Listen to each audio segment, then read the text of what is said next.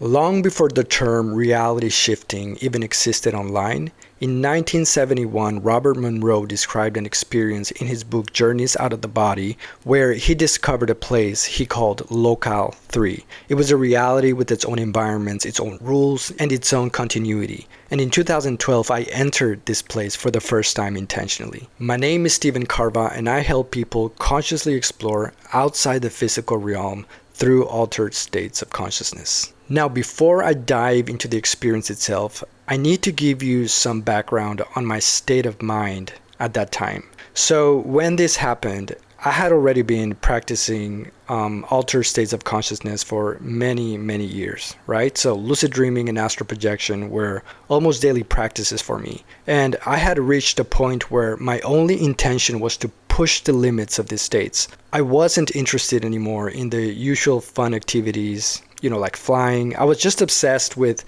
seeing how deep the rabbit hole actually went. Whenever I entered these states, I would just deliberately ignore distractions and I would just focus purely on experimentation. I wanted to see what would happen if I pushed further, if I asked different questions. I've always been an incredibly curious person, sometimes more than I should be, but in this case, that curiosity was about to reward me. I should also clarify that I had been a long-time follower of Robert Monroe's work. I had read all of his books multiple times. I had researched his teachings, and I had set a personal intention to experience many of the things he described for myself. In 2012, I had just returned from a 3-month trip to Japan, from January to March. It was a work trip, but without exaggeration, those were the best 3 months of my entire life.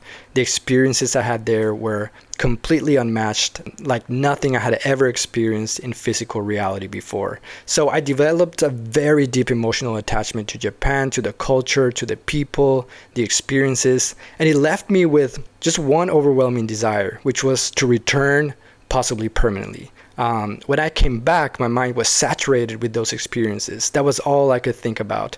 My only goal at that point was figuring out how to move there and make a life for myself in Japan. That was my mental and emotional state for months. Then around July, I started dating someone, which temporarily shifted my focus, right? But by then, from April to July, my mind had already been deeply imprinted with those Japan experiences. That desire didn't disappear. It was just sort of buried. Then at the beginning of August, we broke up, and it was a bad breakup. Something inside me didn't just click, it sort of exploded. Like from that moment on, there was no doubt anymore. I was just going to move to Japan no matter what. It wasn't a question, it felt like a fact. And that's when the reality shifting experience happened.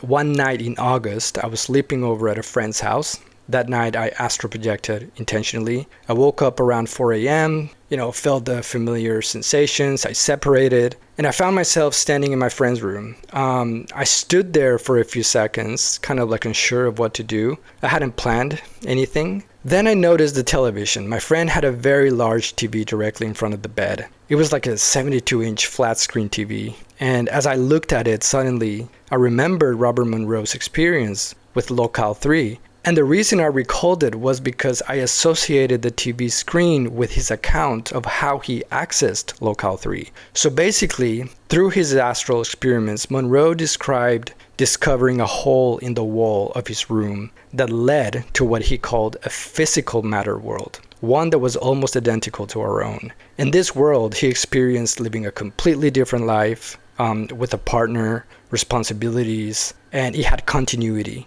in an environment that had its own rules and seemed to follow sort of like the same laws of physics as this physical reality we live in. Essentially, he was describing a kind of parallel reality where he embodied the life of someone else, possibly another version of himself or perhaps an entirely different individual, but unmistakably a separate life. And what always stood out to me about Monroe's description is that he classified this locale as a physical matter world. Now that distinction is important because he consistently described the astral as non-physical matter and our current waking reality as physical matter. But this experience in Local 3 felt so different from the astral. He designated it as a physical matter reality, just like this one. So anyways, back to the story. I was standing there staring at the TV. I immediately associated it with Monroe's hole in the wall story. And without any conscious planning, I just knew deeply that if I entered that screen, I would enter a different physical matter world. That impulse was fueled by months of emotional saturation, my desire to start a new life, to escape my current circumstances, and to return to Japan. So I walked towards the TV and I put my arm inside the screen, fully expecting to feel someone grab me and pull me in, exactly as Monroe had described in his own experience. And that's exactly what happened. I felt something grab my arm, more specifically my wrist, and whatever it was, it pulled me in with force. And as soon as I felt it, I jumped in completely. I didn't step in, I just leaped in, almost like Superman style. I was fearless, completely open to whatever was on the other side. Thankfully, I was in the astral, otherwise I would have destroyed that TV when I jumped in. And as I jumped in, I entered what felt like a brief tunnel. And in that moment, I simply began affirming where I wanted to go. Then almost immediately after those affirmations, I opened my eyes and felt as if I had simply woken up from a normal night of sleep. I stretched, I looked around. It took a minute or two before I realized something was different. I was in Japan.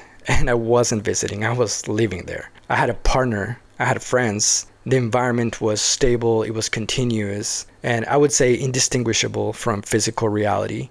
Time flowed normally. I went to sleep, I woke up the next day. I just spent what felt like several days in there. That wasn't like anything I had ever experienced in any altered state before. When I returned to this reality, I wasn't all that confused. I knew exactly what had happened. And, based on my knowledge and experience, I understood that, yes, I had accessed either Locale 3 or something extremely similar. It really didn't feel that surprising, but I did feel like I had discovered something remarkable. That was my first experience of this kind. Over time, I learned that you don't need a TV or a wall or any symbolic portal to access these states. There are many ways in, all of them ultimately guided by intention.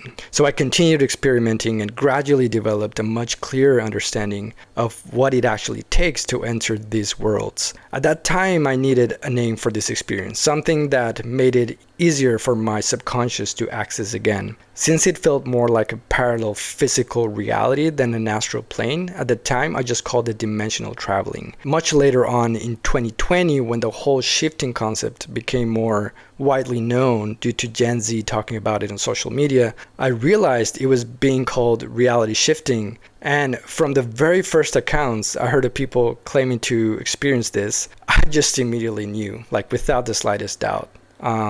I knew what they were talking about because I had already been doing it for the previous 8 years. Now look, reality shifting is an incredibly powerful state, and to some extent it's hard to describe. No matter how much I explain it, I always feel like I fall short of fully transmitting what it's actually like. And it's the same with astral projection, or even with the hyper-realistic lucid dream. I don't put any of these states on a pedestal over the others. I never have. That's why I'm fairly agnostic when it comes to this preference. Each state has its own value and it gives me exactly what I need depending on what I'm seeking at that time. So yes, I love reality shifting, but I also love exploring the astral planes, and I love lucid dreaming too, because an incredibly stable lucid dream can be some of the most fun you can imagine, yet most people never get to experience this level of stability.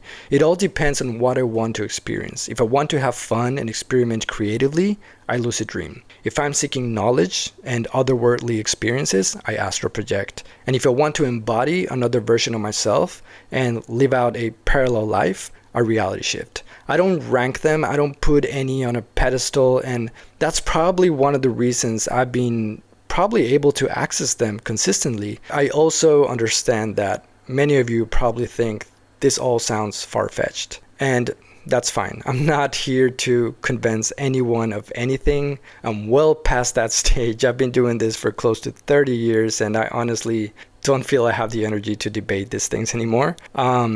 I'm simply speaking to the people who want to hear. you know? The truth is, if it's not your experience, it's not your truth. Those aren't even my words. That's something Tom Campbell, a physicist and a consciousness researcher who worked alongside Robert Monroe, has said many, many times. He even said it to me directly not long ago. I 100% believe in this statement, and I'll even say it again so you remember it well. If it's not your experience, it's not your truth. You have to experience these states for yourself to know they are real. Over the years, I've realized that for me, shifting from an astral projection is the easiest approach. I've written down a method that involves astral projecting first to then access a state called the void and then shifting from there. That method is linked in the description below, so you can download it and try it out for yourself. Don't believe me, just experience it for yourself. That's all for today. If this resonated with you,